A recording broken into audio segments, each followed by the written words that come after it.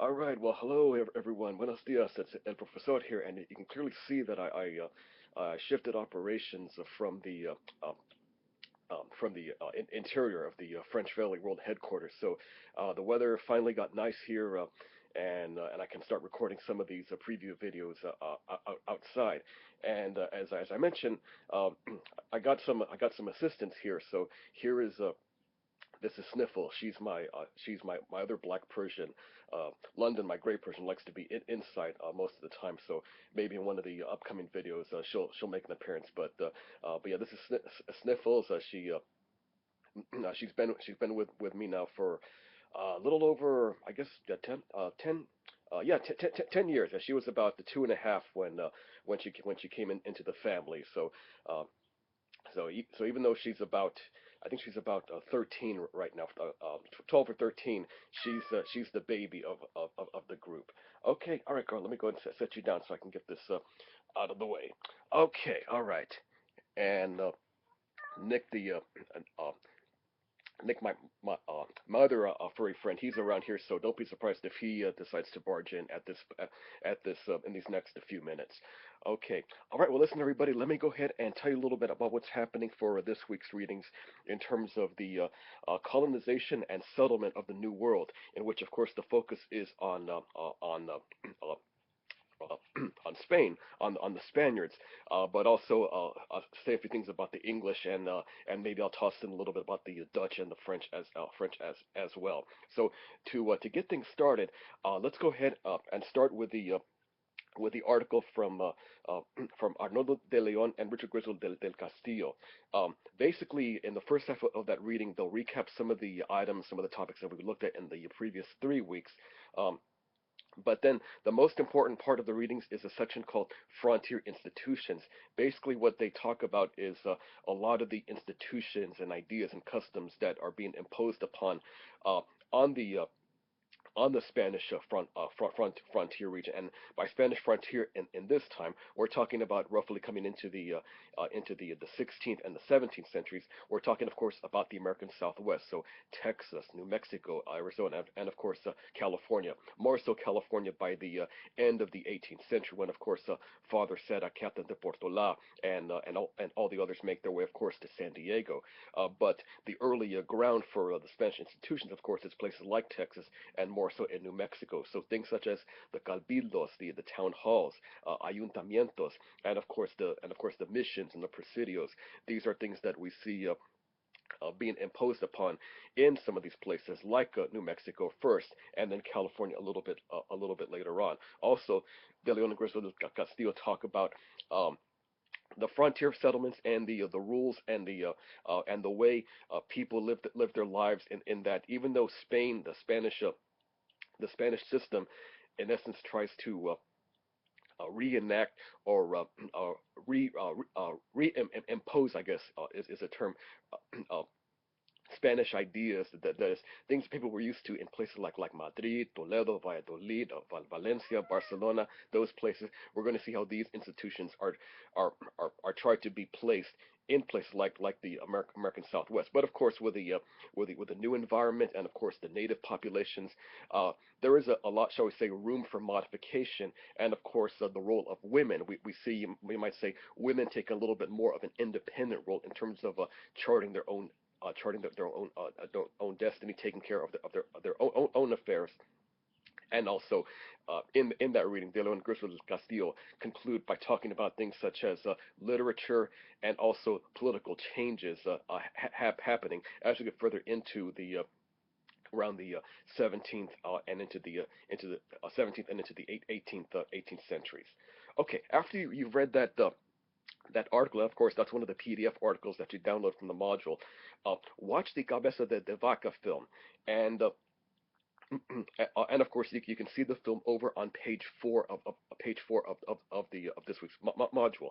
So go over to page 4, watch the film. I got the film broken up in about 6 different parts, and there's a summary to go along with the with each section of the film.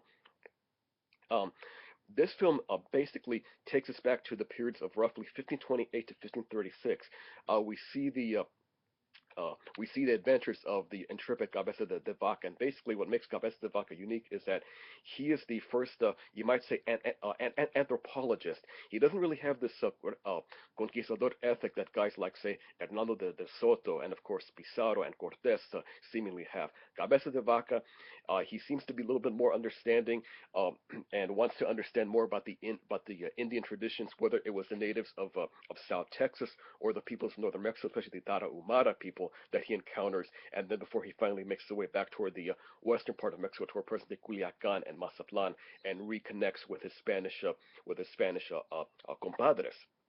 But for 8 years, he's basically on his own, and he, in essence, has to depend on the Indian systems in order to survive. So, because he has to depend on the Indian way of life, he begins to better understand it and have a sense of what they're thinking, their life system, life ways are all about. And Wood does a pretty good job, like with a Cortez film, of tracking the tracking Cabeza de Vaca's path and coming across a lot of the Indian traditions. And in essence, the Indian traditions of, say, 2000, 1999, in which the film was made, seemingly haven't changed that much from 1530, 1534, 1535, the time frame where Cabeza de Vaca's journey takes place.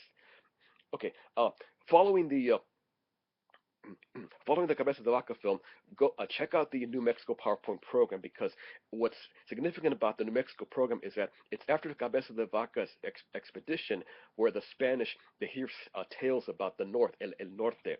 Because Cabeza de Vaca had explored areas that hadn't been seen before, not surprisingly, Spanish officials begin to get excited and think, oh my gosh, there's gold and silver, there's seven cities, there's all kinds of great riches. So a lot of the Spanish mentality about lands of magic kingdoms and kings and damsels in distress, knights in shining armor, dragons, blah blah blah. You might say a lot of this stuff comes back to the forefront, and the thinking is a lot of that stuff exists still out there to the north, más allá al norte. So after the Cabeza de Vaca's expedition, it's no surprise that the Spanish, under the leadership of Viceroy de Mendoza, the viceroy, he was the point man for the king, King Charles, in the late 1530s. So Viceroy de Mendoza, he organized the expedition led by Francisco Vasquez de Coronado. So Coronado's expedition, and then followed by people like Juan de Oñate later on in the 16th century. Um, go to New Mexico in essence to see what was out there. But as Coronado and then Oñate would figure out by the end of the 16th century, they would realize that any ideas for quick wealth, riches, things of that nature would sorely be mistaken. So for the most part, by the end of the 16th century, Spanish dreams of lands of magic kingdoms and dragons and damsels and wizards and warlocks, all of that stuff, seemingly come to an end. But they held on to those ideas for quite a long time. But once they saw the reality of New Mexico by the mid to late 16th century, then those things began to change. So all of that stuff is pointed out in the PowerPoint program, and also to later events such as the Pueblo Indian Revolt, which took place at the end of the 17th century, when the Indians, we're talking about peoples like the Pueblo Indians, descendants of the Anasazi. They began to chafe and really get upset at Spanish rule, and that's where the Pueblo Revolt takes shape. Okay, let me just switch pages here, and I have my other assistant here looming over here, so don't be surprised if he decides to make his way onto the camera in just a second here. Okay, and in fact, here he is now. Okay, this is Nick. This is my old boy. He's been with me now for almost 16 years. So he made the move too from a national city out here to French Valley, and he's definitely a bit of a troublemaker, and he definitely likes to make his presence felt whenever I do these outdoor videos. Okay, all right. Okay, boy. Okay, off. Okay, come on. Let me get your plate here. All right, maybe that'll distract you. Okay. All right. Okay. So getting back to New Mexico. So after you see the New Mexico PowerPoint program, then check out the readings uh, uh, by Menchaca and Gutierrez in Between the Conquest. So basically, those readings in Between the Conquest finish up the story where the PowerPoint program leaves off. Now, the Pueblo Revolt can be placed in the wider context of a lot of the problems and the chaos taking place within the Spanish Empire by the end of the 17th century. Because by the end of the 17th century, we're talking about the late 1600s.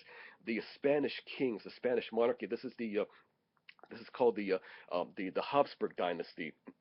The Habsburgs had seemingly become very disinterested in terms of governing and administration, taking care of the colonies, things of that nature. It seemed that the later Bourbon Habsburg kings who came after Charles V and Philip II, it seems that those kings were more interested in warfare against their rivals, palace intrigue, just doing kingly things, just being big shots, that type of thing. I don't know if any of you ever seen the classic Mel Brooks from History of the World. I think it was part one or two. I forget the which section it was, but there's a scene in which they reenact the French Revolution, and Mel Brooks portrays King Louis, and all he's interested in is drinking and girls and playing silly games, things of this nature, wearing the silly outfits, and every time he says it's good to be the king. You might see that mentality that Mel Brooks makes fun of in the movie is exactly the same type of mentality that you're seeing in the Habsburg dynasty by the end of the 17th century. So the powerful program about that with the Habsburg and the Bourbon kings takes a look at all of that and gives you a sense of what's happening under each Spanish king up until the time we get to the to the beginnings of the 18th century when the Bourbon kings take over, the French Bourbon dynasty, and they do a better job of, you might say, cleaning up the empire, taking care of the finances in terms of colonial and governmental administration. Those things come into focus toward the end of that program, culminating with the tenure of King Charles III.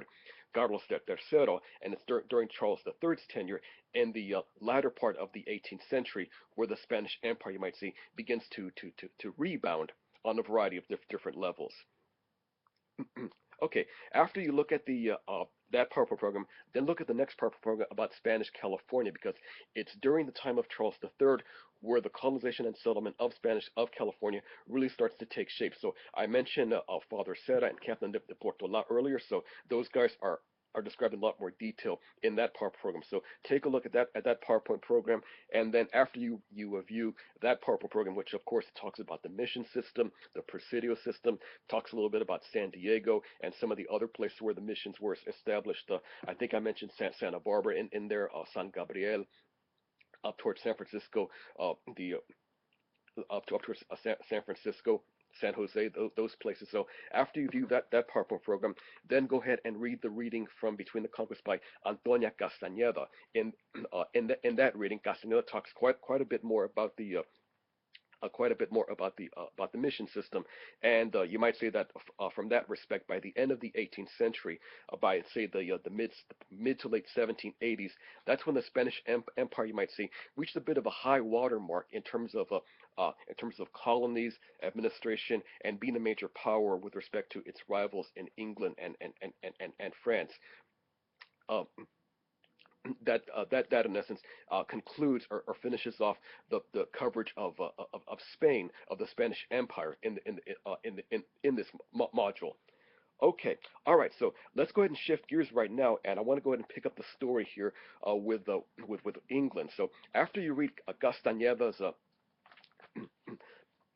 after you read Castaneda's section Between the Conquest, take a look at the second U.S. lecture outline. So U.S. lecture outline 2 talks about what's happening in England roughly not so much around the same time, but a little bit before this. So we're going to go back in time to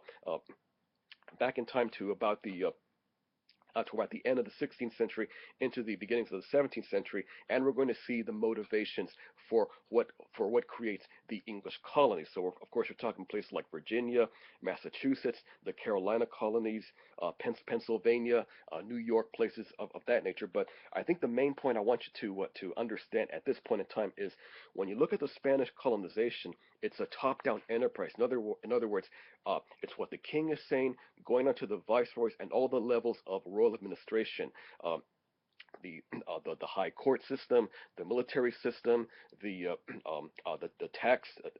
taxing system. Uh, basically it's a top-down enterprise in which you might say the Spanish Empire micromanages everything. So in other words, uh, the colonists, the Spanish colonists, really have no say over their own affairs because it's what the Spanish crown says, what the royal power says. So no matter who was king at the time, whether it was Charles II, I'm sorry, Charles V, Philip II, or Charles III later on, everything was a top-down enterprise. The English colonies is a bit of a different story. The English crown, whether it was Henry VIII early on, and then later on with Queen Elizabeth, and then the kings who, and then the monarchs who came after Elizabeth in the 17th century, they really weren't that interested in colonial administration. They let private, you might say, private companies, private individuals, private enterprises take over. So what happened was in the English colonies, it was, you might say, a mishmash, a hodgepodge, so to speak, of administration. So in other words, uh, the way Virginia was being run was much different than the way Massachusetts was being run, and that was being run different than Pennsylvania and the Carolinas. So basically, it was a crazy quilt of administration in the English colonies, which I think in the long run really helped in order for the early United States to come to the forefront in that there were so many layers of political experimentation and ideas that that basically it was like a stew or like a gumbo, a little bit of this, a little bit of that, so a dash of this, blah blah blah. That when you had that type of ideology take shape in the English colonies, it's not this in essence you might say helps people to better understand each other, or at least better understand different political systems, different ways of thinking, and learn the art of compromise. And so all those crazy levels of administration from one colony to the other helped in the long run. So when the American Revolution began to hit and began the early stages of American independence, I think it's that mixture of ideas really helped to create the early United States. The Spanish colonies didn't have that, and I think that would cause problems in the long term when the Spanish colonies begin to achieve their independence, rough at about the beginning of the 19th century. That's when, of course, when Father Hidalgo and Father Morelos, Simon Bolivar in South America come on the scene. We'll talk quite a bit more about all of that coming up in the subsequent modules. Okay, after you view the information from the lecture outline two, then go ahead and read the article by section by Ramon Paredes in Between the Conquest. So this is the last Between the Conquest readings for the week. Paredes gives a pretty good job of, you might say, linking what's happening in some of the English colonies, especially the New England colonies, with anti-Mexican, I'm sorry, anti-Hispanic, anti-Catholic sentiment. So in other words, a lot of the early stages of Hispanic sentiment, early anti-Mexican sentiment, as Paredes would say, starts to come to the forefront in the formation of the early colonies. So, of course, anti-Mexican sentiment, we're seeing quite a bit of that going on in the political system right now with Donald Trump's ideas. You might say the root of what Trump is saying goes way, way back in time to what the Puritans were saying, the English colonists who came from who came from England. These were big believers of predestination. They were believers in the ideas of John Calvin, Martin Luther. So, in other words, the early Puritans had a lot of these anti-Hispanic, anti-Mexican views, and I think you can make a direct line from what those guys were saying to what Trump is saying right now as we get ready for the 2016 presidential campaign. All right, after you read Paredes' article, then check out Outline 3, in which there's more of a discussion about the economic development of the English colonies as the English colonies begin to take more root, take shape as we head on into the early parts of the American Revolution. Okay, oop, there he is again. Okay, okay, I think he wants me to finish off so I can give him some more food or refresh his dish. Okay, but I'm almost done here, so just a couple more things I need to mention. Okay, after outline three, then go ahead and check out outline four, because outline four now talks about how the colonists begin to have the sense of independence and autonomy, and they begin to question the idea of monarchy, question the idea of having a king and letting the English Parliament dictate their terms, whether it's in things such as trade, uh, trade, political representation, uh, um, settlement patterns, things of that nature. Okay, okay, all right, and then after you look at outline four, finish off this week's readings with the Great Awakening program because the Great Awakening is a very important point in the English colonial system because this was a sense in which a lot of American colonists, and this is a period taking place in the early parts of the 18th century, they begin to question their role, begin to question authority, and you might say try to reconnect with God. That is, revitalize their sense of religion, their sense of a spirituality. Because what happens is, as more and more of the English colonies begin to get involved in more things such as economics, trade, commerce, early forms of manufacturing, crafts, things of this nature, there is a you might say there's a school of thought among some colonists that, well, people are getting away from God. They're becoming too secular, becoming too this. They're more interested in becoming merchants, making money, being Yankees, blah blah blah, that type of thing. So. So that mentality feeds into the idea that it's time to get back with God, so to speak, to take a phrase that I'm sure is very popular with a lot of the evangelical groups that have been around in the United States for many decades. Okay, so in other words, the Great Awakening, along with Enlightenment, which I covered a little bit in outline four, um, gives colonists by the early 18th century, and we're talking about the early 1700s, this idea that we can take care of ourselves. We can govern our own affairs. Why do we need a king? Why do we need a parliament to tell us this and tell us that? Blah blah blah. Well, we don't want to be pawns in the king's great games for empire, power, warfare, things of this nature. So this type of mentality is brewing by the first half of the 18th century. But ironically, what happens is when England goes to war against its main rival France in what became known as the Seven Years' War, and this became known as the French and Indian War in the colonies, it was the unification of the English colonists and the British troops, which in essence helped to create a sense of unity. That is, we like being English, we like the king, we we don't like those dirty French. They're mean. They're nasty. They eat the smelly food. They talk funny. Blah blah blah. That type of thing. So ironically, early unification of the English colonists and the English crown, especially British troops, um, actually sows the seeds of discontent, which became the roots of the American Revolution, and that's where we'll pick up coming up next time when we get into the readings for module the module 5. Okay, so that's the plan for the week, everybody. So go ahead and follow that path for the week. Again, the focus of this module was basically to compare and contrast what's happening in terms of the Spanish colonies and the English colonies, and um, um, basically setting the stage in which these two notions of rule, these two notions of what makes up a people, you might say, begins to have repercussions later on, and that, of course, is where we'll finish off the class with these Mexico Wars. So, in other words, we're seeing early stages of, you might say, of a clash of cultures, um, but in the meantime, let's keep our focus right now on what's happening in terms of development of both the Spanish colonies and the English colonies, as we start to make our way into the latter part of the 18th century. Okay, all right. So that's it, everybody. So on behalf of on behalf of Sniffles, whom we met earlier, and then Nick, who kept barging his way right here, and I think he wants to make one final appearance here before I shut things off. So that's it from me. That's it from the French Valley headquarters, world headquarters, and I'll talk to you guys again next week.